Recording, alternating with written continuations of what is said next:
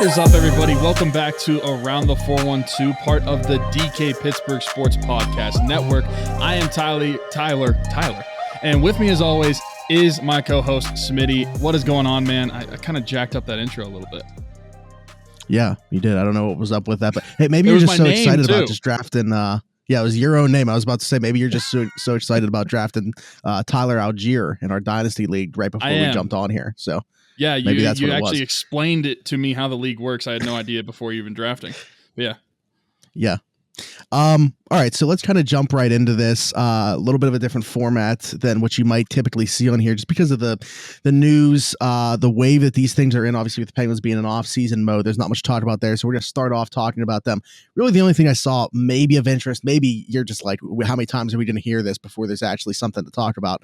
The Penguins have apparently made it their top priority, according to multiple reports, to get a multi-year extension done with Kris Letang. Now, I think that this was kind of assumed, but to know that the Fenway Sports Group, Ron Hextall, Brian Burke, everybody is making this the priority. Now, you might say maybe it is interesting to you because you're like, oh, you just assume if getting Malkin would be the top priority for them. But Kris Letang, and I think rightfully so, as much as that hurts me to say because I love both of these guys equally and they both meant so much. I think rightfully so, Kris Letang needs to be this team's top priority. He's still so important to what they do. Obviously, Sidney Crosby, their most valuable player, their best player. But Kris Letang is really the straw that stirs the drink on the back end.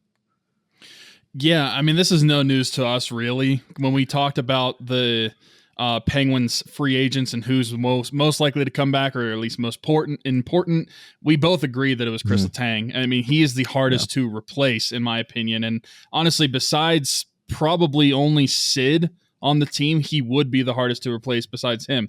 And I think there's probably an argument to make that even Sid might even be easier to replace, at least at 1C, not Sid himself, just the position, than Kris Letang himself. But I mean, Kris Letang, trying to replace him, I kind of relate it to replacing a normal hamburger patty with a veggie patty.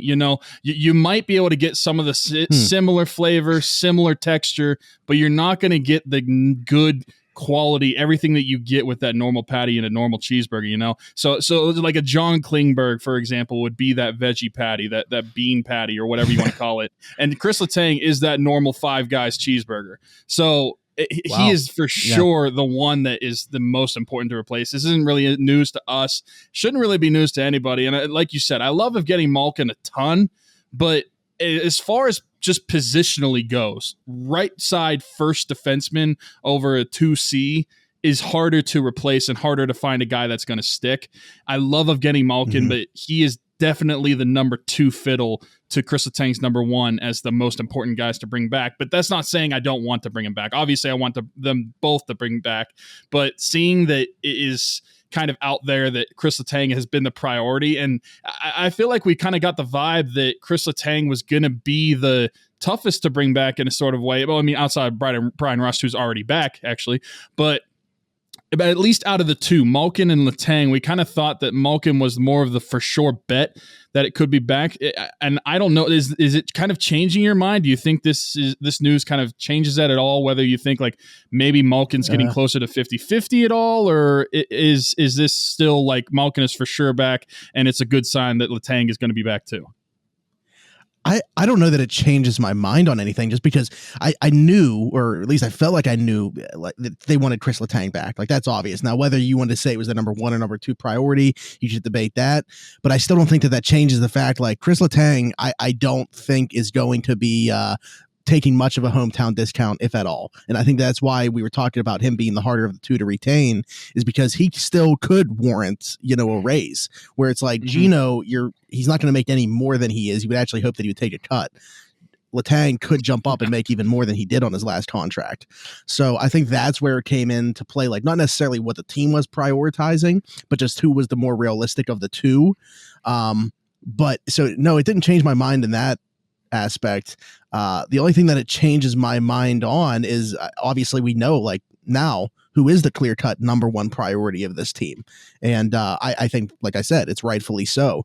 Who we're not hearing anything on, though, real quick before we switch gears here, is Rickard Rakell. Like there's been nothing about him. And to me, I think, if you're not going to get Gino back and you have to look for a 2C elsewhere, I would definitely like to see Rickard Rakell retained. Yeah, I agree. And I don't know if it's a good or bad thing that you really haven't heard anything on that front. Part of me thinks it might be like a good thing that you haven't heard any discussions about like other teams being involved with him. I'd rather hear nothing than that. But yeah, if Malkin's going to be back or not going to be back, you need to retain some of that offense. And Rickard Rakell definitely made an impact in the short stint he had with the Penguins. And so bringing him back would be very important if Malkin's not back, especially in the top six, because like I said a few weeks ago, they're kind of struggling for top six talent in the organization as a whole, at least with the depth of the top six talent. So getting a guy like Rakell back would definitely help that. Yeah, obviously they don't play the same position. It's just like if you're bringing back Letang and Gino, that's going to eat up a good portion of that $23 million that they have remaining to spend on guys. And you think like, okay, Evan Rodriguez, they probably could afford to bring back. Danton Heinen's going to be cheaper. Like that kind of puts Rickard Rakell on the back burner, in my opinion. If we were to have both Letang and Gino come back, if Gino isn't back, that opens up a whole new realm of possibilities, although they probably would have to go out and spend money on a legit number 2 center, say like a Vincent Trocheck coming back home or something like that. Right. Yeah. So last thing in the Penguins talk, it's not really have much to talk about on it, just more of an announcement if you missed it. The Penguins promoted on Tuesday morning Chris Pryor, who's an inside hire, to assistant GM. Andy Saucier to hockey operations analyst and pro personnel. And then Eric Heasley is promoted to the GM of the Wilkes-Barre Scranton Penguins. I don't really have much to say on it. Don't really know, honestly, much about the workings of the Penguins front office and that realm, but just some announcements. Well, Andy Saucier, man, he has been money on the reviews, so hopefully like that still falls under his umbrella. But the only thing that I'll say, man, and I saw a lot of people talking about this, I would have liked to have seen them go outside for the assistant GM position, rather than a promotion of Chris Pryor. Nothing necessarily against him or anything like that. I just think that it's kind of one of those things like people always talk about with the Steelers, the internal hires and stuff like that. I would have just rather have seen them go outside and get a fresh voice to go along with Ron New Hextall. ideas. But it is what it is. Yeah, I would have rather seen some fresh ideas brought into the organization. It is what it is. Hopefully it works out for them. But yeah, Andy Saucier to me is the one that jumped out right away, because I was like, man, hopefully the reviews, the replays stick under his umbrella, because he is absolutely money on Maybe them. Mike Tomlin can give him a call and see how he reviews. Yeah. Okay. I thought you were going to say maybe Mike Tomlin can take over that role for the Penguins on the side. And I was No. There's absolutely no way. I think the Steelers would be calling Andy Saucier before they call Mike Tomlin. Yeah. Very true. Let's take a quick break. When we come back, we are going to talk about the Steelers. That wasn't even like supposed to be a segue, but that's exactly what we're going to do when we come back. This is Around the 412 on the DK Pittsburgh Sports Podcast Network.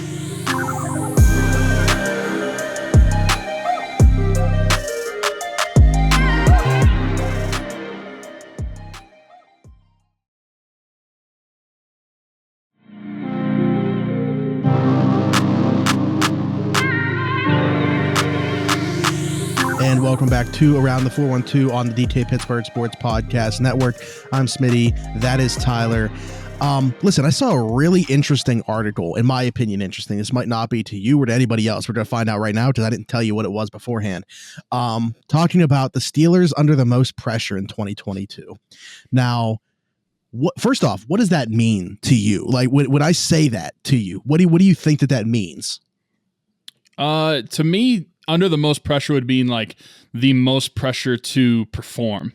Not saying that they have to like carry the team whatsoever, but like most pressure to, I mean, that could be a way though. Like it could be part of carrying the team, but also like most pressure to like improve as well. Like a name that instantly comes to mind for me, and I don't know what names are on this list, but Chase Claypool comes to mind. Like I think he is under pressure to perform and live up to the expectation that we had when we took him in the second round of the 2020 draft. I think he's underperformed very well, and so I think that is my definition, is like who's looking to take that next step and like really step up to the plate when it comes to their performance on the field. But maybe the article has a different definition. Yeah, I mean, so some of them make sense to me. So they listed 5 players here. And some of them do make sense. One of them, you mentioned Chase Claypool. He is not on here. However, his wide receiver mate, Deontay Johnson, is. Now, I can get this from the sense of he's looking for a new contract and everything like that. So he's got to ball out this year. He's got to prove that he's more of the player that we saw in 2021 and not the drop-riddled 2020. Obviously, you're not going to find a bigger Deontay Johnson fan than me. But so he was actually one of the three that I'll say that I understand. Not that I necessarily agree with, but I can understand it. Although I like Chase Claypool, I would have had him on here before I had Deontay Johnson. So both of those guys to me would be on there, but for different reasons. And they're the two reasons that I kind of stated. Chase Claypool you need to step up and really perform to the next level this season. And then Deontay Johnson is kind of in that, okay, we need you to carry this wide receiver room even more than you have recently. You need to like really step up and set the expectations for this wide receiver room because you don't have Juju anymore. You are the clear-cut guy if you weren't already. And I think you need to help carry this offense to where they want to go. As crazy as that sounds, the most senior member of that Steelers wide receiver room. But yeah, so he is on here. The other one that's not like that I thought made sense, I'll just say it like that, is Devin Bush. Like to me, that one should be on there. Makes 100% sense. Obviously, the Steelers didn't pick up his fifth-year option. I think despite what he himself says, he does have a lot to prove this year. Obviously, former top 10 pick and, prove that last year was just more so just an extensive period of rehab for him. That knee wasn't right. He needed more time to get it healthy, and he gutted it out, played through it. You got to give him credit for that. The availability was definitely there last year. But we need to see more from him. Obviously, that goes without saying. So 100% I agree with him being on this list. I do too. I mean, the Steelers not picking up his fifth-year option is very clear that they just don't trust him moving forward, especially after his third season. He was very disappointing, especially for like being a guy that the Steelers traded up for, getting to that number 10 pick to take him. He has not lived up to expectations. And so from the Steelers standpoint, like he is under a lot of pressure. And I feel like he has to really step up and kind of prove that he is worth another contract for the Steelers. And that's why, I mean, initially they didn't pick up the fifth-year option. This is basically like the prove it year that they kind of gave it to Terrell Edmonds as well. Like, prove to me that you're worth that extra year. And so, like, moving forward, Devin Bush is going to really have to prove it. And especially, I mean, not just him, like the linebackers in general, but he is the leader of that room, and he needs to really step up this season. You know what? Terrell Edmonds, not on here, although very similar in that they didn't pick up his fifth-year option. I guess I can get that because he's kind of, in my opinion, rounded out to be a decent player and kind of is the player he's going to be. That fourth year was really like solid. It or not, he is, like it or not, this is the player that he is, and there is a place in the NFL for him. Obviously, you're not going to love that there's a lack of splash there for a former first-round pick, but he's fine. He's a starting safety in the NFL. That's what he is. Both quarterbacks are on here, Mitch Trubisky and Kenny Pickett. Now, the one that I understand of the two more so is Mitch Trubisky. I love how you say both quarterbacks, and I knew you weren't talking about Mason Rudolph. Sorry. Both of the legitimate options that we could see start football games for the Pittsburgh Steelers in 2022. Now, I understand the Trubisky more here because he's on his third team now. He's trying to get back to being a starting quarterback in the NFL. This is a shot. Like, is he going to get another starting shot somewhere if he doesn't perform here? I don't know. Still young, but I think that he is under some pressure here. Even if Kenny Pickett does unseat him at some point, which spending a first-round pick on the guy, that's going to happen. Even if that's the case, if he performs well enough to go somewhere, maybe has some trade value and the Steelers move on in that way, as opposed to just being thrown to the side because he doesn't perform well in year one, I think that it's still not necessarily a failure there for him. But I can understand Trubisky more. Now, Pickett to me is interesting here because is it only because he's an older rookie coming into the NFL or what? Because I don't know that there's a ton of pressure on him to perform in year one because he might not even have the chance to do so. I wasn't even thinking of the older rookie part. The only thing I was thinking of is like he is a first round pick. Steelers have a quarterback battle ahead of them. The future of the quarterback is unseen right now. And maybe there's pressure for him to live up to the expectations of that pick right away. Because I feel like we've seen more recently, like people have become less patient when it comes to rookie quarterbacks or first, second year quarterbacks. And I think that's because of a lot of the success that we've seen from like guys like Patrick Mahomes, Josh Allen, Lamar Jackson, and among others that we've seen. And really, it's kind of changed the way that people view the quarterback position coming into the league. You're not giving guys a lot of time to develop. They need to be the superstar right away, which in my opinion is very unfair to a lot of the players coming into this league, especially at the quarterback position. I feel like that is the hardest position to play in football, one of the hardest positions to play in sports. And even if a guy takes like 2 to 3 years to really develop into that like star quarterback for the team, I feel like people should be willing to wait those years out to get to that kind of player. But I feel like maybe that's another reason that the pressure is going to be high on Kenny Pickett, just because of the atmosphere of being a starting quarterback getting drafted into the NFL right now. It's you better perform right now. Otherwise, we want to cut ties and get the new guy. Well, here's the thing is, right, everybody's looking for the next Patrick Mahomes, Josh Allen. Patrick Mahomes didn't start year one. Josh Allen was terrible, really, his first 2 years in the NFL. Obviously a great player now. Lamar Jackson sat behind Joe Flacco for like his entire rookie year. I mean, the quarterbacks that we're talking about, like how many quarterbacks do come in and have immediate success? But to your point, look at last year's class. Everybody's writing off the guys that were taken higher by the bad teams. They were bad teams for a reason. They're not just a quarterback away in most cases. There's not going to be every Cincinnati Bengals team out there. That's not everybody that's always picking at number one. Everybody wants to think like the book's already written on Trevor Lawrence and Zach Wilson and even Trey Lance, not, because he wasn't able to unseat Jimmy Garoppolo at any point last year. Justin Fields in Chicago, people who think already stinks. I mean, it's ridiculous. They think like Mac Jones is now the crop of the class just because he was put in the best ecosystem to succeed right away, but that doesn't mean that's going to be the case long term. So, I mean, maybe that is the reason, but to me, that is very stupid just because you can look at the lead right now and see that the most successful quarterbacks going right now, they didn't have to start right away, at least in most cases. I think there's more that are that way than the other way where it's like a Joe Burrow stepping in day one and succeeding.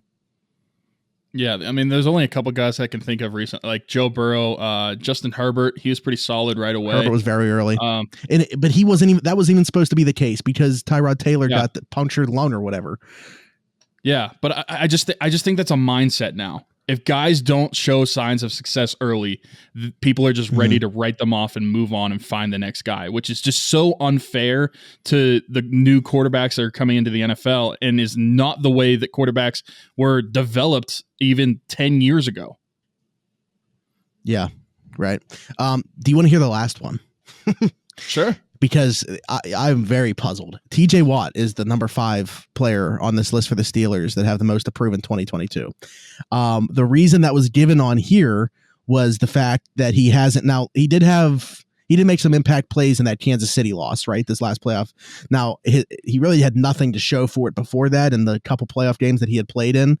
But literally, it's like the fact that he has a Defensive Player of the Year award and doesn't have a playoff win. I forgot that TJ Watt not making enough sacks in the game is the reason the Steelers don't have a playoff run these last few years. I completely forgot that that's how football works. No, that's ridiculous. I would understand maybe if you're taking it from the standpoint like he needs to carry the defense like he has like the past few years, but to really kind of like piggyback on the like he doesn't have a playoff win, he needs to improve that. Like the Steelers, there's a very good chance they're not going to the playoffs this year. So guess what? He wouldn't have another playoff win this year if they don't go to the playoffs. Is that TJ Watt's fault if he has another 20 sack season but they don't make the playoffs? Is that only his fault? No, it very well might not be in the defense at all. Might be on the offense. I mean, completely new offense, completely new quarterback. We don't know what that's going to look like. Defense might be fine. I just think it's ridiculous that he's even on this list. Yeah, I was shocked when I was looking at it because it was literally the last one shown, right? So like I'm scrolling down, I see the top 4, and I was kind of puzzled by the fact that Pickett was on there, and then I get to number 5, and I'm like, what? Did I accidentally click on a different article? What is this here? What am I looking at? How does he have anything to prove in 2022? I mean, it's not like he came out of nowhere in 2021 to win Defensive Player of the Year. And we're talking about like, oh, is it a fluke or something like that?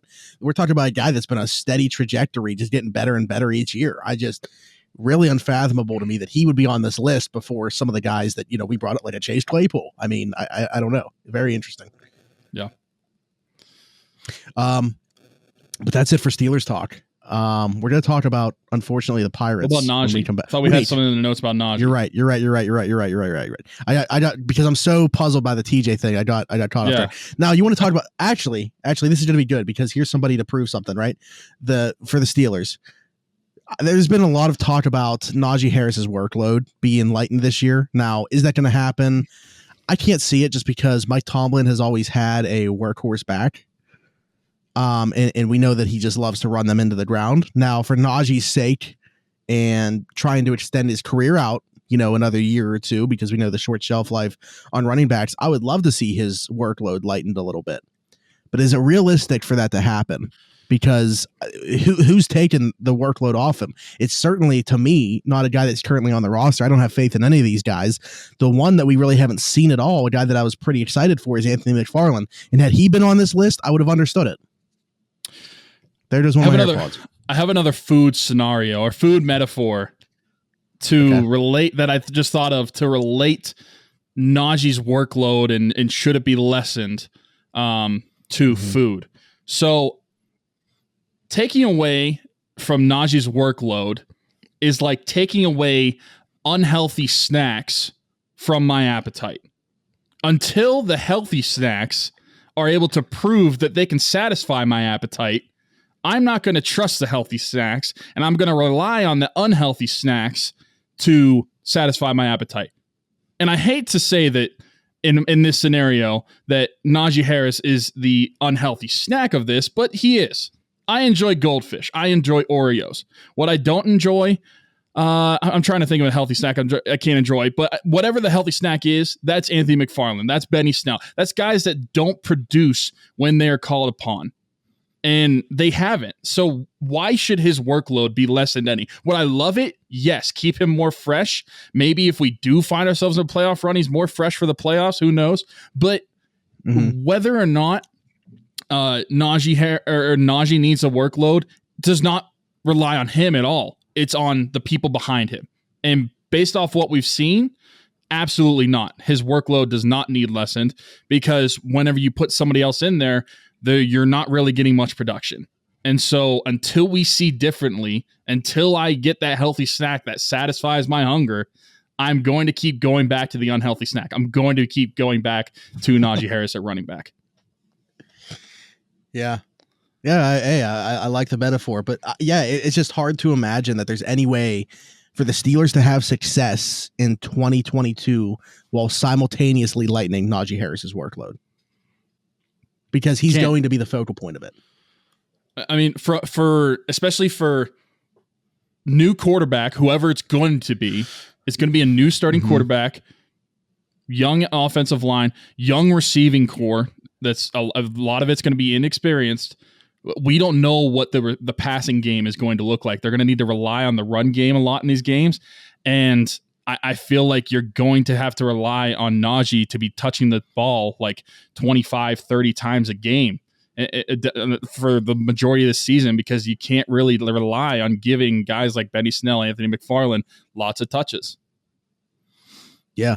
Either it's going to be the same amount basically of Naji Harris this year, or they're going to be passing the ball a lot more. And even then, we could see, Naji catching the ball out of the backfield. That's why I like that you said touches and not carries, because he's going to, even when he's not carrying the ball, we know he's going to see him catching the ball to the backfield. He caught 74, 76 passes last year. He might even add on to that this year. Who knows? So he's going to be touching the ball probably close to 400 times this season. Again. Yep. Yeah, I would agree. Okay, also, now I promise I just want to throw in last... Benny Snell is going to have his 100-yard game randomly this season. I feel like it happens every year, but that doesn't mean he's going to be contributing more. Okay, overall, no. But he'll get that 100-yard game somewhere. Last week of the season when Naji sits because we're already locked into a playoff spot. True, love it. Benny Snell runs for 100. Okay, now I promise that is the last of the Steelers talk. So when we come back, we're going to talk about the Pirates, who have not won a single game since we talked on here last. Is it our fault? That's the old takes exposed. Yeah, that's the old takes exposed of us for this week. We have one every single week. the drama? So. When we come back, we'll talk about it. There is something positive to talk about, in my opinion. It's a name we've brought up on here so many times since the inception of this podcast. But we'll be right back. This is Around the 412 on the DK Pittsburgh Sports Podcast Network.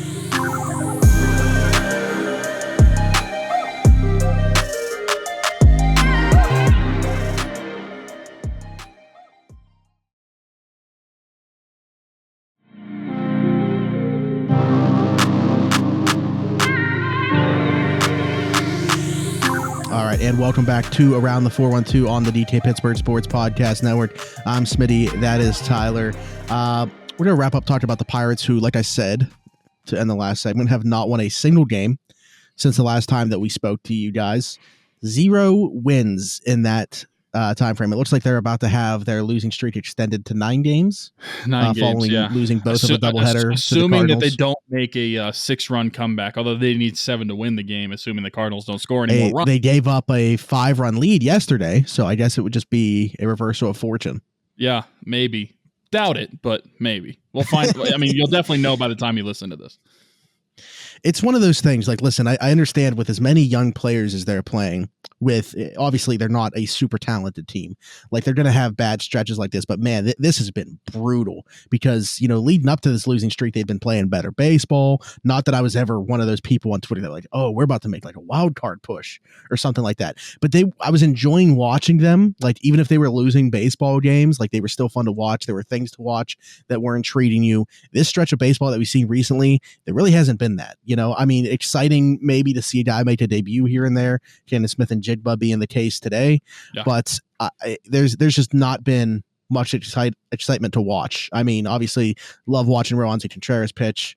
There is a name that I want to bring up in a different part of this segment, but man, just recently watching the Pirates, they've been a chore, and I haven't actually watched a full game throughout this losing streak because they've not really even been to like competitive ball games for the most part.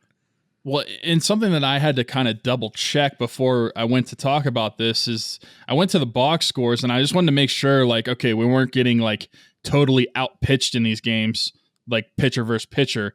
It's mainly been the bats. It's mainly been the offense not being able to keep up. They've gotten still some solid starts within these 9 games. Now, obviously, like Bryce Wilson during this 9th loss, terrible. Shouldn't be on the team. And there, there's a couple. His last start. There's a couple oddballs in there, but like overall, I mean, the starters kind of did their job in putting the Pirates in a position to be able to at least compete in the game, win the game. The bats were the problem. They weren't able to keep up with some of the offense. When I say keep up, it's not like some of these teams were scoring like 7, 8, 9 runs a game. Like they lost multiple games that the opposition only scored like 3 or 4 runs. And obviously, I would love to give the Pirates the benefit of the doubt where, okay, so the first 2 games were against the Detroit Tigers. I mean, it is what it is losing to them. But then they played probably the hottest team in baseball in the Braves, and then now they're playing the division-leading Cardinals. Or are they leading division? Yeah. Yeah. So, I mean, they are playing some very good teams, but still losing 9 in a row, really tough, and seeing the bats perform the way they have, that's the reason that they've been losing the games. They've been getting no offensive production, and then the bullpen's kind of struggled in a few of these games as well. Well, yeah, I mean, you only have like 3 legitimate bullpen arms. Dylan Peters is hurt right now too, so you have Bednar, who when is the last time he even pitched? Will Crow, and then like I said, Dylan Peters being out. Stratton, he gave up 5 earned runs the other night. 5, as a reliever. Up to that point, the numbers on the surface were so much worse than like the advanced numbers, but that was obviously a horrible outing, and he hasn't been himself recently. But I would throw him in like one of the 3 serviceable bullpen arms that they have, although he hasn't been that for most of this year. But yeah, to go back on my statement, I guess it would be a better way of saying, as opposed to saying they've not been competitive, it's just been very frustrating because the starting pitching has been decent, and it's just when you're getting only like 5 hits every single night from your offense, it's bad, but it's so hard to watch. How many times have they struck out? 12 plus times in these games. Also, I bet you if you go back and look at them, it's like every game that they're striking out 12 plus times. The hits are coming from the same people too. The bottom half of this lineup is an absolute black hole. Like the middle of it might be a black hole. Yu Chang batting like 1 something. Also, Michael Perez also batting 105 or something like that. No matter who the catcher is, yeah. I mean, we knew that, but then you're basically like the top of the lineup. Like Tucupita Marcano has been really good addition since coming up. He's been exciting to watch at least. Yeah.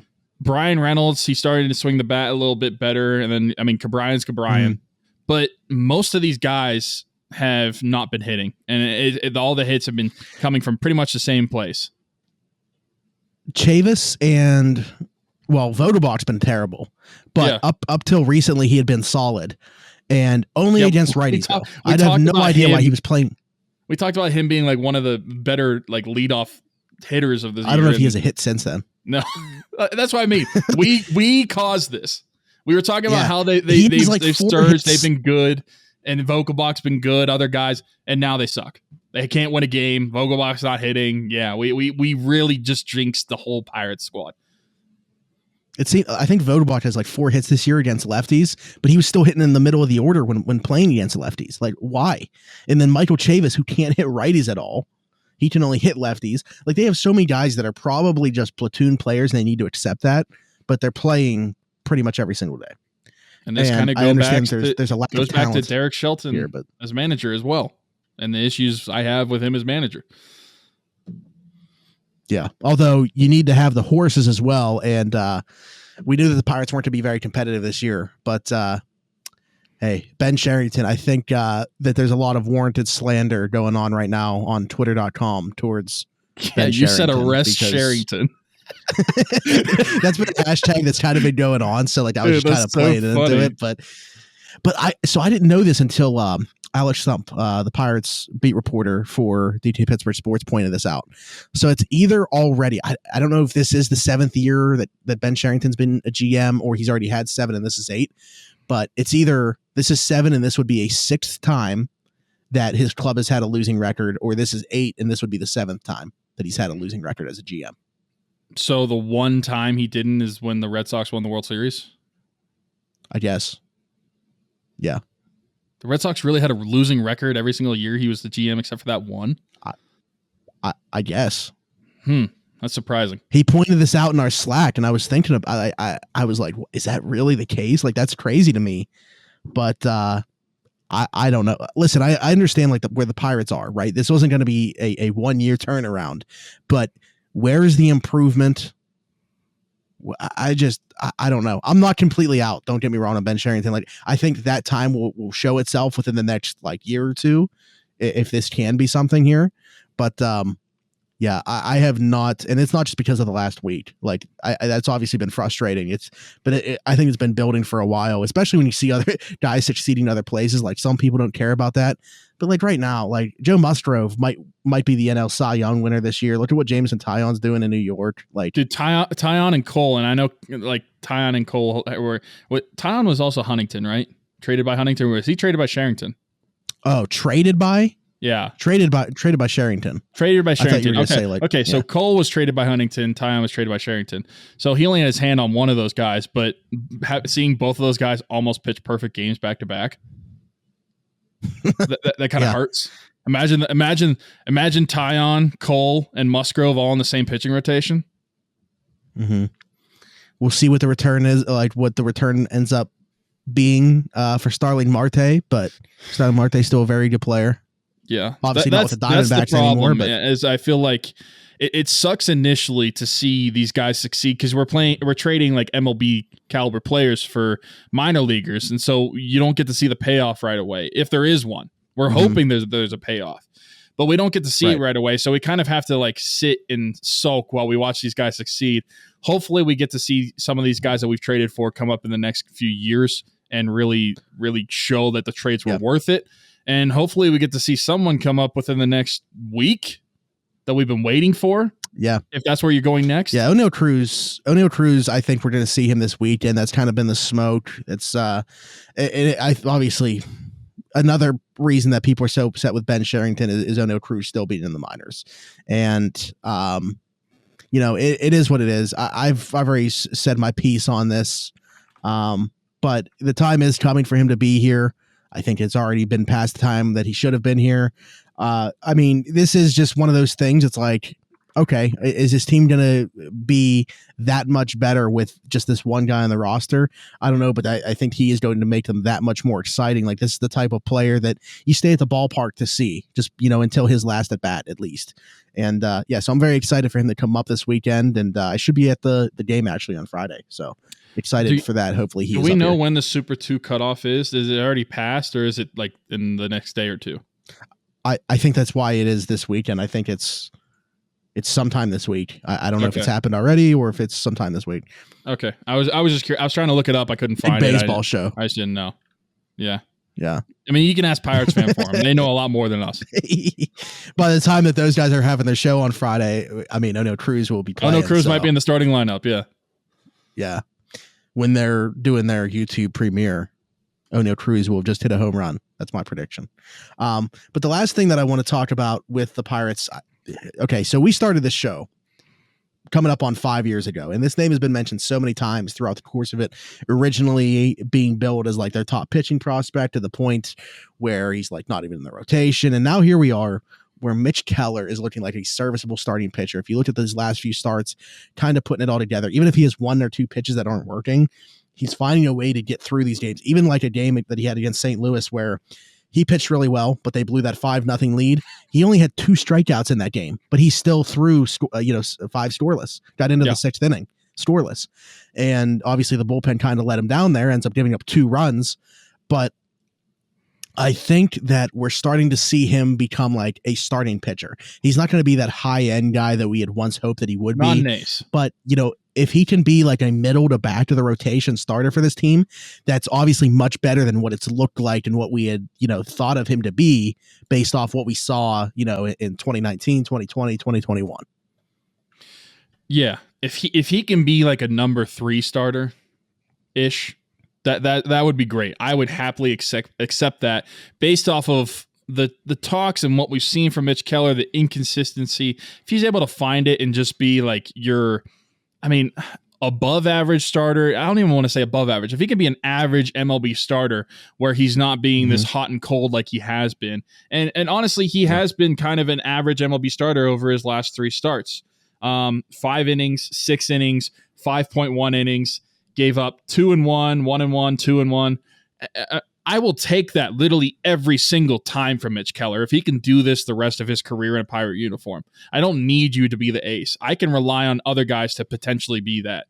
For you to stay at the MLB level and be a starter at the MLB level, if you just continue to do what you're doing right now and what you've done the past few starts, I will happily take that as a Pirates fan. And as someone that has talked about you since, 2018? I don't know if we talked about him in 2017. But since 2018, we've talked about you potentially coming up. Then you got here. I really hope that you just keep it the way it is. That's the biggest thing that we've complained about with Mitch Keller is the inconsistency in the starts. He'll be really good one start, really bad the next. But he's got 3 in a row. I hope we don't see 3 bad ones in a row now. Just keep it going. keep up these 5 to 6. Oh, it was a mistake to even talk about him. I'm just thinking about this. His next start, he's going to be pulled in like an inning and a third. But from what we've seen so far, the 5 to 6 inning games, 1 to 2 runs giving up each game, I will happily take that as a Pirates fan if it means that that's what we get consistently. I think that's the biggest thing is consistency, because it's like he'll have like a really bad start and you want to write him off, but then he'll come back and show you just enough to keep you hanging on by a thread, like that something's there. And I think it was really good for him to have a couple games where he pitched out of the bullpen. I think he kind of found something there. He added a pitch to his repertoire just randomly out of nowhere in the middle of the season, and now it's really working for him. So, I mean, I don't know. I've mentioned it before. Like Oscar Marine, in my opinion, shouldn't be here anyway. But if Mitch Keller doesn't work out, he's definitely not going to be here. Kind of attached at the hip, in my opinion. But we'll see what happens. I'm excited that he might have at least found something here to stick in the MLB, even if it's not as like that high top of the rotation arm that we had once hoped him to be. But the good thing is we got Roansy Contreras to be that anyway. So true. Also, update is currently now 9-1 in the 6th inning while we were recording this game on Tuesday night. So congrats on the 9-game losing streak, Pirates. Hopefully you were able to not get swept again and win today, I should say. It will be Roansy Day on Wednesday when people are watching or listening to this. So pretty good pitching matchup. I think he's doing it against Jack Flaherty for the Cardinals. So yeah. Also doesn't get any easier because we play the Giants next. So have fun, Pirates. Yep. At PNC Park, like I mentioned, hopefully O'Neal Cruz is a part of that series. But other than that, if you don't have anything else, I just, as always, want to thank you guys for watching or listening. Everything that we talked about here is open for discussion. So put any thoughts or comments you have in the comments. Leave us a like, subscribe to the channel, all that good stuff. Leave us a 5-star review, whatever platform you guys are listening to. I think that what did you say last time, that there's something that people can do now that we didn't know about? So we've always been able to do like reviews and leaving star ratings on Apple, as far as I know, but Spotify, you can now leave star reviews as well. Okay. So, and that's new as of like January, December ish. I had no idea. So if you listen on Spotify, you are also free to leave us a review. We would love it. Absolutely. And send us screenshots of you doing so. Maybe we'll do a giveaway at some point or something for you guys that are doing that for us, because we obviously appreciate it. It helps us out a lot. But other than that, for Smitty, for Tyler, this is Around the 412 on the DT Pittsburgh Sports Podcast Network. We'll talk to you guys next week. Bye-bye.